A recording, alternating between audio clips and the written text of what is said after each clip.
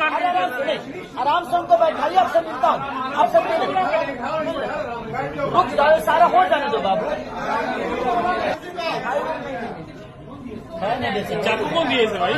आज 1 मिनट के लिए तो ऐसा लगा कि आज बहुत कुछ बुरा हो जाएगा। जी हाँ दोस्तों, ये फैंस अभी थोड़ी देर पहले खेसारी भैया के पास चाकू लेकर पहुंच गया था। वो तो आप लोगों का प्यार और आशीर्वाद है कि हमारे खेसारी भैया पूरी तरह से सुरक्षित हैं।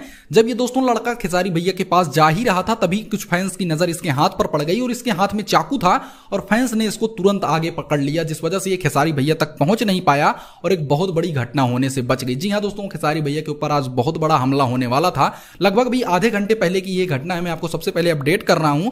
आप लोगों का प्यार और आशीर्वाद है तो खेसारी भैया पूरी तरह से सुरक्षित हैं।